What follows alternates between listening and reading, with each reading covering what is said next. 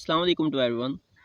अल्लाह रखा यासीन आप लोगों के साथ है और आज कंडीशनल सेंटेंसेस को डिस्कस करते हैं। तो बिला तखीर अपने टॉपिक कंडीशनल सेंटेंसेस की तरफ आते हैं। कंडीशनल सेंटेंसेस की अगर टाइप्स की बात करें तो बेसिकली तीन हैं, फर्स्ट कंडीशनल, सेकंड कंडीशनल और थर्ड कंडीशनल।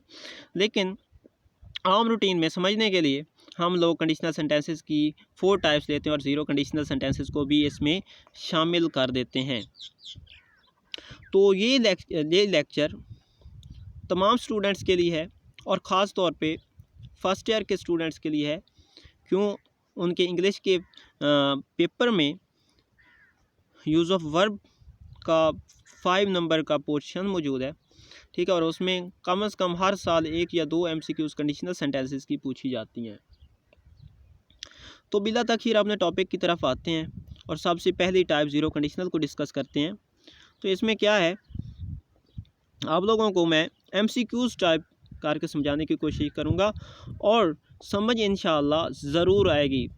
पूरा लेक्चर देखना है, तसल्ली के साथ देखना है और गौर से लेक्चर को सुनना है। इंशाअल्लाह आज तक जिसको भी कंडीशनल सेंटेंसेस में मुश्किल होती थी और भूल जाते थे और परेशानी होती थी या MCQs को गलत करते थे, इसके बाद 2 फ़ायदे होंगे। इस लेक्चर को सुनने के बाद आप लोगों को 2 फ़ायदे होंगे। क्या? नंबर 1, आप लोग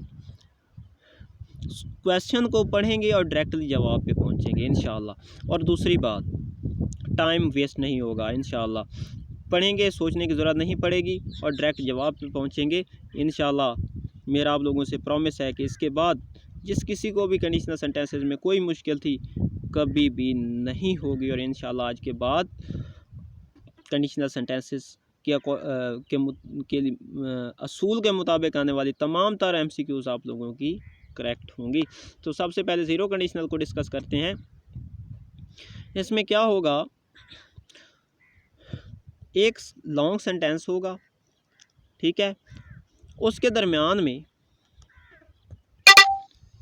देन लगा होगा या कॉमे का इस्तेमाल होगा और स्टार्ट वो वाला सेंटेंस इफ़ से भी हो सकता है या व्हेन से भी हो सकता है। तो आप लोगों को सिंपल करके समझाता हूँ कि अगर देन से पहले या कॉमा से पहले वाले हिस्से में किसी ऐसी बात का जिक्र हो जो नेचर के अकॉर्डिंग हो, जिसमें हकीकत छुपी हो, तो देन के बाद वाला हिस्सा उसमें क्या है, प्रेजेंट इंडेफिनिट का इस्तेमाल करना है। यार इससे भी सिंपल कर देता हूँ। अगर इफ़ वाले हिस्से में कोई हकीकत छुपी हुई है तो देन के बाद आप लोगों ने क्या है, फर्स्ट फॉर्म वाला आप लोगों का जवाब ढूंढना है। क्या मतलब, अगर फर्स्ट पार्ट में कोई हकीकत छुपी हुई है और कॉमा लगा हुआ और देन लगा हुआ है, तो इसके बाद आप लोगों का जवाब क्या होगा। अगर MCQ पूछी गई है तो आप लोगों का जवाब automatically first form of verb होगा। ये बात आप लोगों ने याद रखनी है और यही है ज़ीरो कंडीशनल। मिसाल देखते हैं, पेपर में सवाल आ गया, व्हेन वी हीट मिल्क, तो इसके बाद इट लगा और इट के बाद क्या उसने ऑप्शन दे दिए और इसके बाद फुल स्टॉप लगा दिया। तो आप लोगों ने क्या जवाब ढूंढना है। क्यों? व्हेन वी हीट मिल्क, जब हीट करते हैं तो ये एक हकीकत है कि दूध को गर्म किया जाता है। तो इसके बाद क्या होगा, प्रेजेंट इंडेफिनिट का इस्तेमाल होगा। तो इट के साथ आप लोगों को पता है कि फर्स्ट फॉर्म प्लस IS या ES का इस्तेमाल करना है।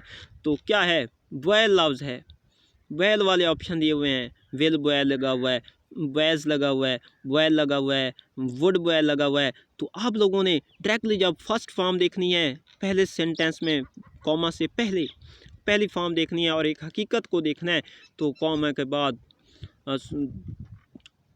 अगर MCQ बन के आती है और वर्ब को ऑप्शन में लेके आते हैं तो first form of verb present indefinite के अकॉर्डिंग आप लोगों का जवाब होगी।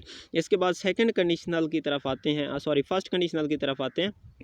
इसमें भी इसी तरह से फ़िक्रा स्टार्ट इफ़ से होगा, दरमियान में देन या कॉमा लगा होगा और एंड पे फुल स्टॉप होगा। तो क्या है, इफ़ वाले हिस्से में प्रेजेंट इंडेफिनिट को इस्तेमाल करना है हमेशा और देन के बाद फ्यूचर इंडेफिनिट का इस्तेमाल करना है। अगर पेपर में MCQ पूछते हैं तो बिला तख़ीर के कैसे MCQs को सॉल्व करना है और जवाब देना है, बहुत सादा करके आप लोगों को समझाता हूँ। अगर इफ़ के बाद फर्स्ट फॉर्म ऑफ वर्ब इस्तेमाल होती है, मतलब प्रेजेंट इंडेफिनिट का इस्तेमाल होता है, और देन के बाद यूज़ ऑफ वर्ब के अकॉर्डिंग MCQ बनाते हैं, ऑप्शन में दे देते हैं। तो आपने जैसे भी इफ़ के बाद फर्स्ट फॉर्म ऑफ वर्ब को देखना है, तो आप लोगों ने देन के बाद ये बात माइंड में रख लेनी है कि विल या शेल प्लस फर्स्ट फॉर्म आप लोगों का जवाब होगा। दूसरी इस तरह से सवाल पूछा जा सकता है कि देन के बाद will shell plus first form दी होगी और देन से पहले खाली जगह ब्लैंक लगा के MCQ पूछेंगे, तो MCQ में आप लोगों का जवाब प्रेजेंट इंडेफिनिट होगा। क्या मतलब फर्स्ट क्या है, आप लोगों का जवाब फर्स्ट फॉर्म ऑफ वर्ब होगा, और S या ES या simple first form of verb लगानी है।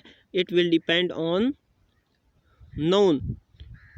अगर वो प्लूरल है तो फर्स्ट फॉर्म ऑफ वर्ब लगानी है, और अगर वो सिंगुलर नाउन है तो उसके साथ S या ES का इजाफा करना है। हाँ, फर्स्ट कंडीशनल में एक बात ज़रूर याद रखनी है कि इफ़ के बाद मतलब कॉमा से पहले will shell plus first form का कभी भी इस्तेमाल नहीं करना। अगर will shell plus first form का इस्तेमाल इफ़ वाली साइड पे हो, मतलब कॉमा से पहले हो, तो वो समझ लेना कि ये सेंटेंस बिल्कुल गलत है, ये सही सेंटेंस है ही नहीं। और हमेशा देन के बाद या कॉमा के बाद will shell plus first form का इस्तेमाल करना है। इसके बाद सेकंड कंडीशनल की बात करते हैं। इसको भी बिल्कुल आसान कर देता हूँ, कैसे MCQ पूछी जाएगी, बिल्कुल आसान करके आप लोगों को समझाता हूँ और जनरली समझा रहा हूँ। मैंने कोई यहाँ पे एग्जांपल मेंशन नहीं की हुई। इसके पीछे यही रीज़न है कि अगर आप जनरली तौर पे समझ जाते हैं तो एग्जांपल्स देने की ज़रूरत ही नहीं है। मैंने आप लोगों को ऐसा तरीक़ाकार बता दिया कि आप लोग इसलिए MCQs को सॉल्व कर सकते हैं। तो सेकेंड कंडीशनल में क्या है, इसमें भी इफ़ और देन का इस्तेमाल है। अगर इफ़ वाली साइड पे सेकेंड फॉर्म का इस्तेमाल किया हुआ है और देन के बाद आप लोगों से उसने MCQ पूछ ली, ब्लैंक लगा के नीचे वर्ब का इस्तेमाल करवाया, तो आप लोगों ने आंखें बंद करके वुड प्लस फर्स्ट फॉर्म वाला ऑप्शन करेक्ट चूज़ कर लेना है, वो आप लोगों का करेक्ट आंसर होगा।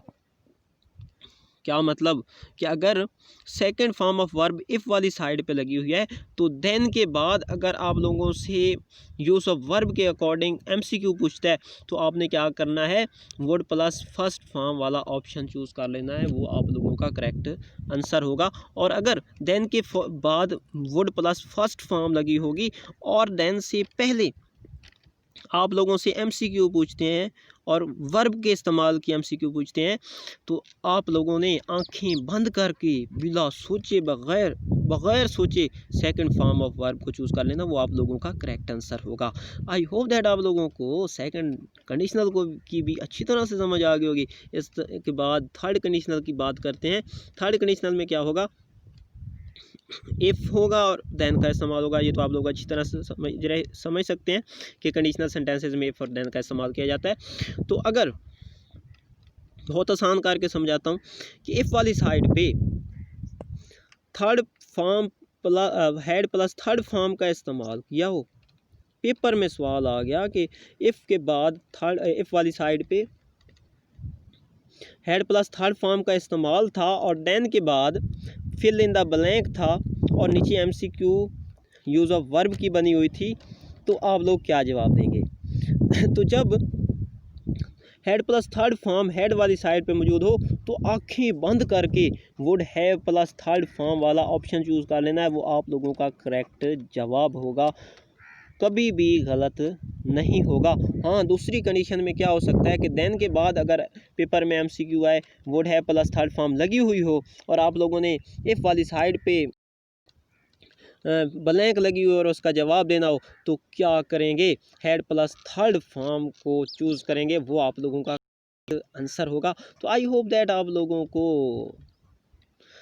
कंडीशनल सेंटेंसेस की तो अच्छी तरह से समझ आ गई। और अगर अभी तक भी यार आप लोगों ने मेरा चैनल सब्सक्राइब नहीं किया तो सब्सक्राइब लें, ताकि मेरी अपलोड की जाने वाली तमाम तर वीडियोस की अपडेट्स आप लोगों तक पहुँचती रहे। अल्लाह ताला आप लोगों का हामी नासिर हो। खुश रहो सब। अल्लाह हाफिज़।